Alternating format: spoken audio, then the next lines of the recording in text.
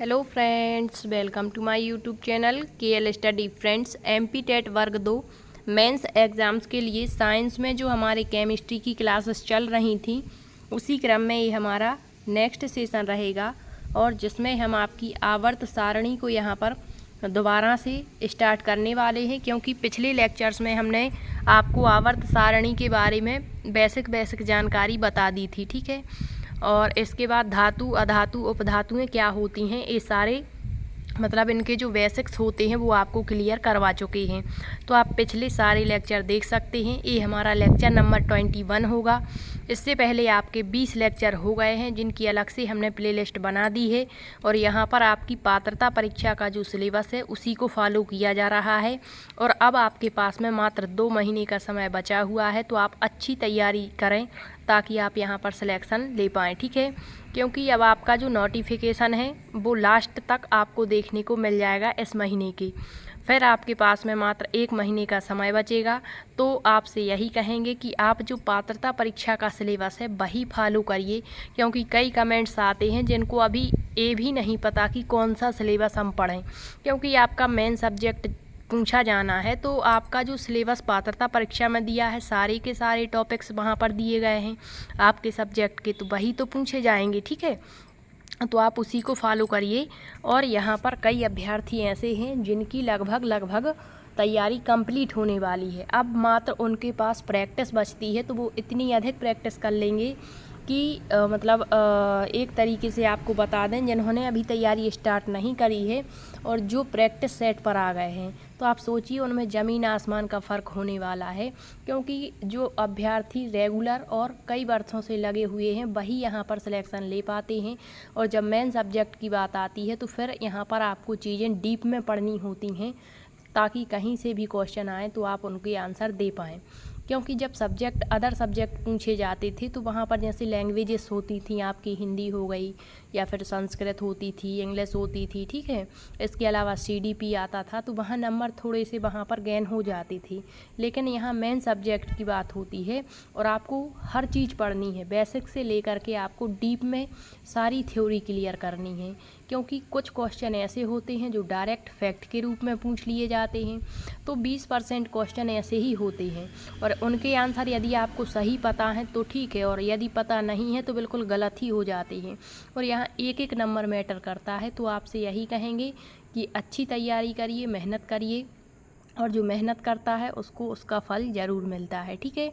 तो यहाँ पर आपको एक बात और बता दें, बायोलॉजी यदि आप पढ़ना चाहते हैं मेंस एग्ज़ाम के लिए तो उसकी लगभग 65+ क्लासें हो गई हैं। कितनी? 65+ क्लास हैं।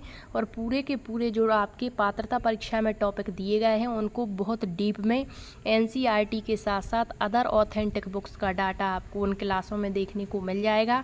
तो हमने एमपी टेट वर्ग 2 बायोलॉजी मेंस क्लास अलग से प्लेलिस्ट बना दी है, आप सारी क्लासों को देख सकते हैं। और ये मेंस एग्ज़ाम्स के लिए केमिस्ट्री की क्लासेस भी स्टार्ट की हैं, तो उसी क्रम में ये हमारी क्लास नंबर 21 होगी।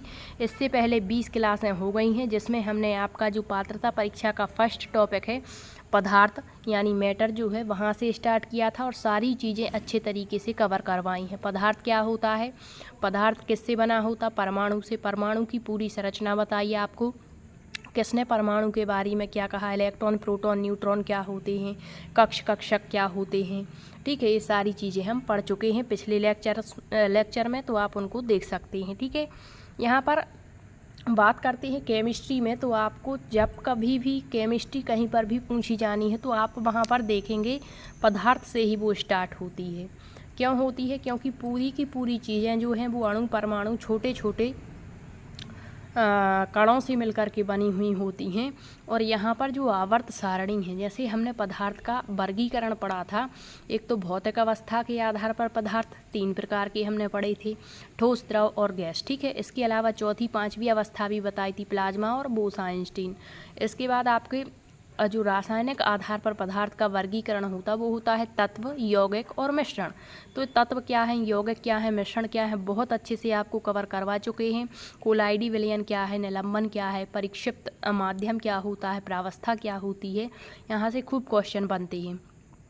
अब आपका जो तत्व है, ठीक है, जैसे यहाँ एक शब्द निकल करके आता है तत्व, तो आपकी जो आवर्त सारणी है उसमें 118 तत्व भरे पड़े हैं। और यदि आपको ये आवर्त सारणी का ज्ञान नहीं है तो आप केमिस्ट्री को अच्छे से कवर ही नहीं कर सकते। तो इसीलिए यहाँ पर जो हम आवर्त सारणी आज के सेशन में स्टार्ट करेंगे उसको थोड़ा सा आपको डीप में बताने का प्रयास करेंगे, ताकि एक बार यदि आप इसको समझ लेते हैं तो आपकी केमिस्ट्री बिल्कुल आसान हो जाएगी आपको पढ़ने में, ठीक है। तो यहाँ पर हम जो आवर्त सारणी है उसका इतिहास शुरू करेंगे, क्योंकि हर चीज़ का इतिहास होता है। ऐसा नहीं है कि डायरेक्ट यहाँ जैसे हम अपने से ही उदाहरण यहाँ पर देख लें, तो ऐसा नहीं है कि मनुष्य डायरेक्ट पैदा हो गया था, ठीक है, नहीं, इससे पहले वो कई अवस्थाओं से गुजरा हुआ, तब जा कर के मनुष्य की संरचना सामने आई। उसी तरीके से जो आपकी आवर्त सारणी है, तो पहले कई विद्वान आते गए, ठीक है, अपने अपने हिसाब से उन्होंने आवर्त सारणी के बारे में बताया, लेकिन कहीं ना कहीं कुछ ना कुछ उसमें कमी रही, तो उसी को सुधार करते गए और वर्तमान में जो आधुनिक सारणी आई वो आज हम देख पा रहे हैं, ठीक है। और क्यों ये आवर्त सारणी बनाई गई? बिना आवर्त सारणी के भी तो हम अध्ययन कर सकते थे, लेकिन बहुत अधिक असुविधा होती, इसी कारण से आवर्त सारणी बनाई गई। तो यहाँ पर उसी को हम आज के सेशन में स्टार्ट करेंगे। तो आप थोड़ा सा समझ करके पढ़ना चीज़ों को, ताकि क्योंकि यहाँ आपको पूरी थ्योरी मिलेगी और थ्योरी पढ़ने में थोड़ा सा बोर भी हो सकते हैं, तो आपको बोर नहीं होना। आपको ये समझना है कि यहाँ से आपके 10 अंक के क्वेश्चन आपके एग्ज़ाम में आने हैं, ठीक है। जब आप इस तरीके से सोच रखेंगे कि ये टॉपिक इतना इम्पोर्टेंट है कि यहाँ से 10 क्वेश्चन पूछे जाने हैं, तो फिर आप इसको बहुत अच्छे से पढ़ पाएंगे, ठीक है। तो देखिए यहाँ पर तत्वों के वर्गीकरण या जो आवर्त सारणी है उसको पढ़ें हम। तो प्रकृति में पाए जाने वाले, मतलब जो प्रकृति में प्राप्त होंगे तत्व वो प्राकृतिक कहलाएंगे, और जो मनुष्य के द्वारा बनाए जाते हैं उसको संश्लेषित कहते हैं। तो ये पहले भी हमने जब आपको आवर्त सारणी बेसिक जानकारी दी थी वहाँ भी बताया था, ठीक है। फिर धातु, अधातु, अपधातु वहाँ बताए थे। तो आप सारे लेक्चर देख लें पहले, क्योंकि एक दूसरे से सारे लेक्चर कनेक्ट होते हैं। तो देखिए, प्रकृति में पाए जाने वाले और मनुष्य के द्वारा बनाए गए लगभग अभी कितने तत्व हैं? 118। अब ऐसा नहीं है कि ये तत्व जो हैं ये निश्चित कर दिए कि 118 ही होंगे। क्यों नहीं है निश्चित? क्योंकि आपने आवर्त सारणी यदि कभी भी पढ़ी है तो वहाँ और खाली स्थान छोड़े गए हैं कि भविष्य में कभी भी यहाँ पर अन्य तत्वों की खोज की जा सकती है और अन्य तत्व आ सकते हैं, तो इनकी संख्या बढ़ सकती है, ठीक है। तो अभी तो वर्तमान में हम कितने तत्वों का अध्ययन करते हैं? 118 तत्वों का। तो ये 118 तत्व अपने आप में एक बहुत बड़ा समूह माना जाता है, और यही बड़ा समूह 118 तत्वों का मिलकर के रसायन विज्ञान की आधारशिला बनाता है। यदि इनका आपको ज्ञान हो गया, ये जो तत्व हैं इनमें कौन से आपके क्षार धातुएँ हैं या कौन से आपके क्षारीय मृदा धातुएँ हैं, कौन से आपकी सिक्का धातुएँ हैं, कौन सी उपधातुएँ हैं, कौन सी अधातुएँ हैं, ठीक है, किसका क्या उपयोग है, कौन से आपकी उत्कृष्ट गैसें हैं, कौन से ठोस हैं, कौन से द्रव हैं, यदि ये आपने समझ लिया तो केमिस्ट्री पढ़ना आसान हो जाएगा, ठीक है। तो देखिए, ये तो आप समझ गए कि कितने तत्व हैं वर्तमान में? 118। फिर पृथ्वी पर पाए जाने वाले सभी यौगिक आपको पता होगा कंपाउंड क्या कहलाते हैं? तो 2 या 2 से अधिक जो परमाणु होते हैं उनके निश्चित अनुपात से जो आपका पदार्थ बनता है वो यौगिक कहलाता है, ठीक है। ये एक शुद्ध पदार्थ माना जाता है। क्यों? क्योंकि इसमें जो अनुपात होता है, भले जैसे यहाँ हमने कह दिया जल, क्या कह दिया? जल। तो जल क्या है? एक यौगिक है, और इसमें कितने परमाणु हैं? कितने तत्वों के? 2। एक तो हाइड्रोजन के 2 परमाणु, ऑक्सीजन का 1। तो ये निश्चित है कि इसके 2 हैं, इसका 1 है, ठीक है। तो ये निश्चित है, और ये 2 से अधिक जो तत्व मिलकर के बना रहे हैं वो यौगिक है। तो यहाँ पर जितने भी यौगिक हैं वो इन्हीं तत्वों से मिलकर बने हैं, ठीक है। अतः इन तत्वों और उनके गुणों का ज्ञान रसायन विज्ञान के अध्ययन का प्रथम चरण है। जब तक आप इसको नहीं समझेंगे कि तत्व क्या हैं, यौगिक क्या हैं, तो आप इसको जो आवर्त सारणी है नहीं समझ पाएंगे। तो पहले आप रासायनिक आधार पर जो पदार्थ का वर्गीकरण है, तत्व यौगिक मिश्रण पढ़िए, तत्व में धातु तत्व पढ़िए, अधातु तत्व पढ़िए। इसके बाद यौगिक में आप कार्बनिक, अकार्बनिक यौगिक पढ़ लीजिए, और इसके बाद आपके मिश्रण में समांगी और विषमांगी मिश्रण आप पढ़ लें, और ये क्लासें आपको प्लेलिस्ट में देखने को मिल जाएंगी। अब देखिए, इन तत्वों और उनके गुणों का ज्ञान रसायन विज्ञान के अध्ययन का प्रथम चरण है। इन तत्वों के अध्ययन के लिए जो ये तत्व हैं 118, यदि हम डायरेक्ट कह दें, आपको तत्वों का नाम बता दें और आपसे कह दें कि आपको इनकी प्रॉपर्टीज़ खोजनी है, आपको स्वयं से पढ़ना है, तो बहुत जटिल होगा, हम समझ ही नहीं पाएंगे। तो इन्हीं तत्वों के अध्ययन को सरल और सुगम बनाने के लिए कई तरीके खोजे गए और बहुत पहले से खोजे जा रहे हैं। ठीक है, जब ये तत्व बहुत कम संख्या में ज्ञात थे, मतलब 118 नहीं थे, पहले कम तत्व थे। कई विद्वान आए जिन्होंने, मान के चलिए, किसी ने 50 तत्व के बारे में बताया, किसी ने और खोज लिए 60 के बारे में बताया। ठीक है, तो जब तत्वों की संख्या बहुत कम थी तभी से इनका अध्ययन शुरू हो गया था और कैसे इसको हम सरल और सुगम तरीके से पढ़ सकते हैं उसके प्रयास वहाँ से शुरू हो गए थे। आज यह सभी तत्व एक तालिका में व्यवस्थित हैं जो एक विलक्षण नियम पर आधारित हैं। तो जो ये सारे के सारे तत्व आज हम देख पा रहे हैं, समझ पा रहे हैं, ये सब के सब कहाँ हैं, एक सारणी में व्यवस्थित हैं।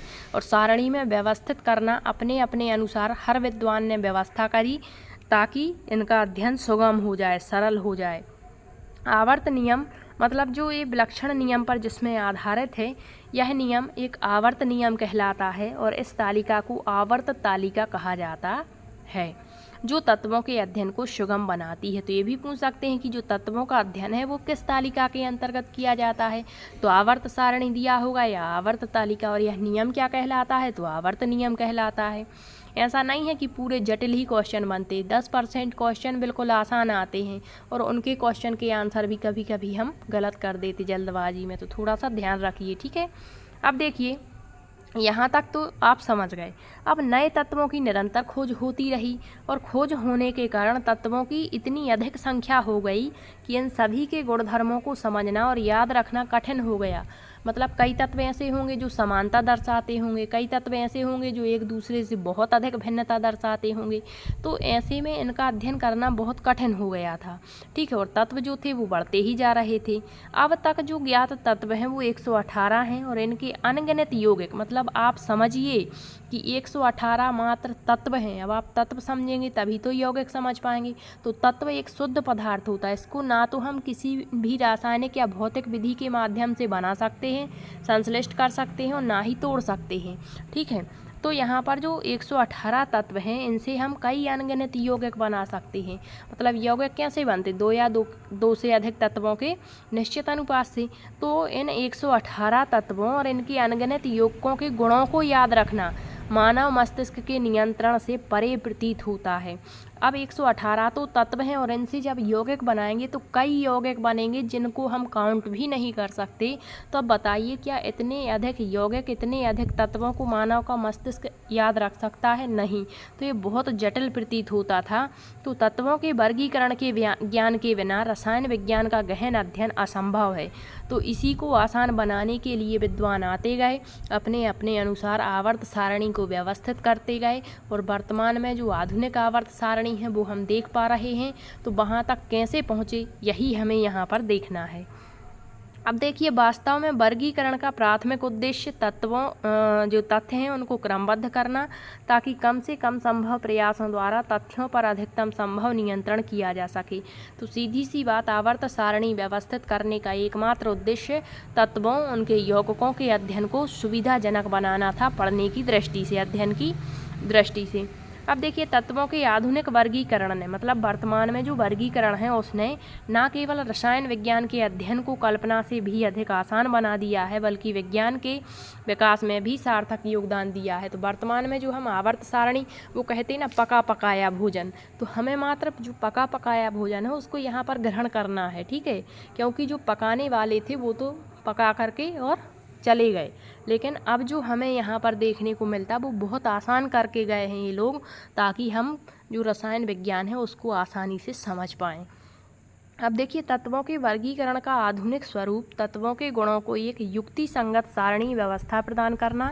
यह वर्गीकरण रसायन विज्ञान की बृहद और विविध विस्तृत तथ्यों को सारणीबद्ध करने में सहायक सिद्ध हुआ है। तो ये जो थ्योरी है ये पढ़ने में तो आपको ऐसी लग रही होगी कि ये क्या है, यहाँ से क्या ही क्वेश्चन बनेंगे, लेकिन यहाँ से क्वेश्चन पूछे जाते हैं। और आप प्रीवियस ईयर क्वेश्चन पेपर उठा करके देख लें, जहाँ पर साइंस पूछी गई है वहाँ पर आवर्त सारणी से कितने क्वेश्चन पूछे पूछे जाते हैं और किस किस तरह से बनते हैं। आपके पास यदि कोई प्रैक्टिस की पुस्तक हो उसमें आप देख सकते हैं कि इस टॉपिक से कितने क्वेश्चन बनते हैं। अब देखिए, यह अकार्बनिक जो रसायन है इसकी दुनिया की कुंजी का कार्य करता है, अर्थात अकार्बनिक रसायन का अध्ययन तत्वों के वर्गीकरण का अध्ययन है। अब यहाँ से शुरू होगा हमारी आवर्त सारणी का इतिहास। History of the development of periodic table. तो देखिए, सबसे पहले तत्वों की खोज के पश्चात पहले तो तत्व खोजे गए होंगे, ठीक है। ये हाइड्रोजन है, ये ऑक्सीजन है, ये हीलियम है, ये नियॉन है, ये ऑर्गन है, ये क्रिप्टॉन है, ये जीनॉन है, ये रेडॉन है। पहले तो तत्व खोजे गए, ठीक है। अब तत्वों की खोज के पश्चात उनका, जब तक खोजे नहीं गए होंगे तत्व, तो उनका वर्गीकरण कैसे होगा, ठीक है। तो पहले तत्व खोजे गए, फिर तत्वों की खोज के पश्चात उनके वर्गीकरण के प्रयास किए जाने लगे कि कैसे हम, जैसे हमारा आपने 5 जगत वर्गीकरण पढ़ा होगा बायोलॉजी में, तो वहाँ पर भी जैसे जीवधारी हैं तो कौन सा मोनेरा वर्ग में आएगा, कौन सा प्रोटिस्टा में आएगा, तो ये अध्ययन की सुविधा की दृष्टि से ही तो ये बांटे गए थे वर्ग। उसी तरह से जो तत्व हैं वो खोजे गए और फिर उनका जो है वर्गीकरण किया गया। और वर्गीकरण के ऐसा नहीं है कि एक विद्वान आया और डायरेक्ट वर्गीकरण कर दिया, उसको पहले से ही पता था कि ऐसा ऐसा वर्गीकरण करना, नहीं, इसमें कई प्रयास किए जाते हैं, ठीक है। जैसे हमारी जो 5 जगत पद्धति है वो डायरेक्ट नहीं आई थी 5 जगत प्रणाली, पहले 2 जगत पद्धति आती है कैरोलस लीनियस की, फिर 3 जगत पद्धति आती है, फिर 4 जगत आती है, कुछ ना कुछ कमी रह जाती थी, फिर दूसरा विद्वान आता था उसमें सुधार करता था, अगली प्रणाली लाता था। उसी तरीके से इसमें भी कई प्रयास किए गए वर्गीकरण के, और ये वर्गीकरण उनके गुणों पर आधारित थे। अब देखिए, सन 1808 में जॉन डाल्टन ने अपना परमाणुवीय सिद्धांत प्रस्तुत किया, मतलब परमाणु का सिद्धांत जॉन डाल्टन ने दिया था 1808 में, और ये हम परमाणु की संरचना में आपको अच्छे से बता चुके हैं। जिसके अनुसार, मतलब ये जो जॉन डाल्टन आए इनके अनुसार इन्होंने परमाणुवीय सिद्धांत दिया, और इनके अनुसार तत्व के परमाणु, मतलब एक तत्व के परमाणु दूसरे तत्व के परमाणुओं से परमाणु भार आदि की दृष्टि से भिन्न होते हैं। तो ये आपको बता चुके हैं, परमाणु द्रव्यमान जिसे भार कहते हैं, और परमाणु संख्या या क्रमांक एक क्या कहलाते हैं, ठीक है। तो इन्होंने क्या कहा था, जो डाल्टन महोदय आए, कि एक तत्व के परमाणु दूसरे तत्व के परमाणु से किसकी दृष्टि से भिन्न है, परमाणु भार की। इस आधार पर परमाणु भार तत्वों का मौलिक गुण माना जाने लगा। मतलब जो पहले विद्वान आते गए उन्होंने भार के आधार पर तत्वों को डिवाइड किया था, जो इनकी बहुत बड़ी कमी रही थी, क्योंकि जो वर्तमान में हम आवर्त सारणी पढ़ते हैं वो परमाणु भार के आधार पर नहीं बल्कि परमाणु क्रमांक या द्रव्यमान के आधार पर वर्गीकृत की गई है, ठीक है। तो इनकी कमी यही थी, परमाणु भार के आधार पर उन्होंने आवर्त सारणी को डिवाइड किया हुआ था। अब देखिए, अतः इसके पश्चात तत्वों को उनके परमाणु भार के आधार पर ही वर्गीकृत, क्योंकि जो पहले आता है और जो पहले जो बोल के जाता है उसी को लोग फॉलो करते हैं। तो जॉन डाल्टन पहले आए और उन्होंने जो परमाणु भार है उसके आधार पर तत्वों को वर्गीकृत किया, और फिर जो अन्य विद्वान आते गए वो इसी को फॉलो करते गए, थोड़ा बहुत सुधार करते गए। लेकिन जो वर्तमान की आधुनिक आवर्त सारणी जो मौजले लेकर के आए थे, उन्होंने परमाणु भार को न मानकर परमाणु द्रव्यमान को फॉलो किया, और जो वर्तमान में प्रचलित है और मान्य भी है, ठीक है। अब देखिए, सबसे पहले जो आवर्त सारणी का मॉडल आता है वो है डॉवे-राइनर का त्रिक। क्या है? डॉवे-राइनर का त्रिक। तो यहाँ पूछा जाता है कि आवर्त सारणी का त्रिक मॉडल किसने दिया, या फिर पूछेंगे जो डॉवे-राइनर है इन्होंने आवर्त सारणी को किस आधार पर वर्गीकृत किया है। तो जो त्रिक है, त्रिक इसमें क्या बताया गया, ये तो सबको पता है कि डॉवे-राइनर का त्रिक मतलब ये है क्या। तो 1829 में डॉवे-राइनर ने तत्वों के 3-3 समूहों में वर्गीकृत किया तत्वों को, और प्रत्येक समूह त्रिक यानी ट्राइड कहलाता है। एक त्रिक के मध्य वाले तत्व का परमाणु भार, देखिए इन्होंने भी परमाणु भार को फॉलो किया। यहाँ आप देखिए 3 तत्व दिए गए हैं, मतलब ये त्रिक है। क्या है? त्रिक है। अब इसमें इन्होंने नियम क्या लगाया, तो देखिए प्रत्येक सामूहिक त्रिक कहलाता है एक त्रिक के मध्य वाला, जो मध्य वाला तत्व है इसका परमाणु जो भार है वो 2 तत्वों के परमाणु भार के योग का आधा होगा। मतलब जो मध्य का जो परमाणु भार आप 23 देख रहे हैं, ये जो आपके तत्व 2 दिख रहे हैं अगल बगल, इनका यदि आप परमाणु भार जोड़ देंगे तो इसका आधा, इसको जोड़ेंगे तो कितना हो जाएगा आपका 46 हो जाएगा। और इसका जो आधा है वह आपका क्या कहलाएगा, बीच वाला परमाणु भार निकल करके आएगा। तो यही इन्होंने अपनी त्रिक में बताया था कि एक त्रिक किससे बनेगा, त्रिक का मतलब जिसमें 3 तत्व होंगे। तो एक त्रिक के मध्य वाले तत्व का जो परमाणु भार है वो अन्य 2 तत्वों के परमाणु भार मतलब 39 + 7 इनका कितना होगा, आधा होगा। ऐसे समूह डावे राइनर के त्रिक के नाम से फेमस हुए। तो ये तो इन्होंने बता दिया, लेकिन ये आवर्त सारणी में जितने तत्व उस समय खोजे गए थे सभी पर लागू नहीं हो रहा था। तो इसको फिर क्या कर दिया गया, इसको इतनी ज़्यादा मान्यता नहीं मिल पाई और इसको क्या कर दिया, हटा दिया गया। हटाया तो नहीं, मतलब इसको मान्य ना होने के कारण मतलब इस पर ज़्यादा गौर नहीं किया गया। ठीक है, तो सबसे पहले डॉबे राइनर का त्रिक आता है 1829 में। और इसमें क्या कहा कि जो बीच वाला परमाणु जो तत्व है उसका परमाणु भार अन्य 2 तत्वों के परमाणु भार का आधा होता है। इसी को डॉबे राइनर का त्रिक कहा गया। फिर देखिए आता है न्यूलैंड। न्यूलैंड जो है आवर्त सारणी के संबंध में अष्टक नियम लेकर के आए। तो इन्होंने क्या बताया, तो सन 1863 में न्यूलैंड ने अपना अष्टक नियम का प्रतिपादन किया। अब ये अष्टक नियम क्या है, तो देखिए जब तत्वों को उनके बढ़ते हुए परमाणु भारों के क्रम में रखा जाता है, तो इन्होंने भी परमाणु भार को ही फॉलो किया। मतलब इन्होंने कहा कि जब तत्व हैं, जैसे किसी का परमाणु भार 1 है तो पहले उसको रख दिया, फिर 2 है, फिर 3 है, तो इस तरीके से रखा जाता है। तो जब किसी तत्व से शुरू करने पर 8वां तत्व इस तत्व के समान गुण वाला तत्व होगा। मतलब इन्होंने बताया कि जो 1 2 3 4 5 6 7 8 इस तरीके से, ठीक है। तो इन्होंने कहा कि जो पहला परमाणु भार वाला तत्व होगा फिर जो 8वां फॉलो करेगा वो सेम होगा। मतलब अष्टक नियम इन्होंने बताया। जैसे कि संगीत में 8 स्वर पहले के समान होते हैं, इस आधार पर उन्होंने तत्वों को बढ़ते हुए परमाणु भार में वर्गीकृत किया। अब देखिए यहाँ पर लिथियम से शुरू करने पर 8वां तत्व सोडियम आता है जो लिथियम के गुणों से समानता रखेगा। तो आप इसके माध्यम से समझिए, ये दिया है hydrogen, lithium, beryllium, boron, carbon, nitrogen और ऑक्सीजन। तो इन्होंने कहा कि ये 1 2 3 4 5 6 7, ठीक है। तो ये जो 7 तत्व हैं, इसके बाद जो 8वां तत्व आएगा ये एक दूसरे से समानता दर्शाएगा। ठीक है, तो इन्होंने संगीत के स्वर से इसको फॉलो किया, जैसे सा रे गा मा पा धा नी और फिर सा आ गया, मतलब ये समान है। तो उसी तरीके से इन्होंने अष्टक नियम में बताया था। अब देखिए बाद में देखा गया कि यह नियम जो है उच्च परमाणु भार वाले, मतलब कम परमाणु भार तक तो ये सही था, लागू हो रहा था तत्वों पर, लेकिन जैसे ही अधिक परमाणु भार वाले तत्व आते हैं तो वहाँ पर ये नियम लागू नहीं होता। इसीलिए इस नियम पर भी विशेष ध्यान नहीं दिया गया, डॉबे राइनर के त्रिक के जैसा।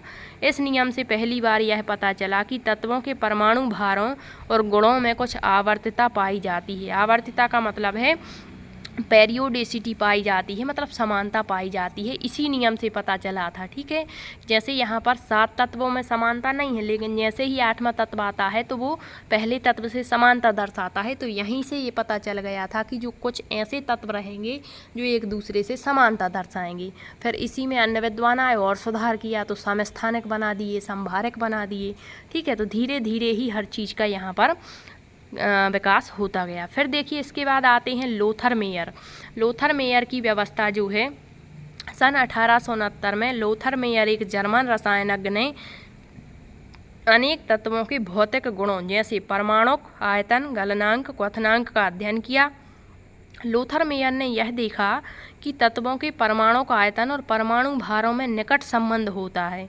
इन दोनों के बीच ग्राफ खींचने पर उन्होंने देखा कि प्राप्त होने वाले वक्र में समान गुण वाले तत्व समान स्थान पर रहते हैं। जैसे देखिए प्रबल धन विद्युतीय जो क्षार धातुएं हैं, लिथियम, सोडियम, आपकी जो है पोटेशियम, रुबेडियम, ये जो हैं क्षार वक्र धातुएं वक्र में शिखर पर स्थान पाते हैं। फिर इनसे जो कम धन विद्युतीय क्षार धातुएं होंगी वो थोड़ी सी ढाल पर स्थान ग्रहण करेंगी, और जो सबसे ऋण विद्युतीय तत्व अर्थात हैलोजेंस होंगे वक्र में आरोही स्थितियों में स्थान ग्रहण करते हैं। तो इन्होंने एक वक्र बनाया था। ठीक है, उसके हिसाब से इन्होंने उसको व्यवस्थित किया।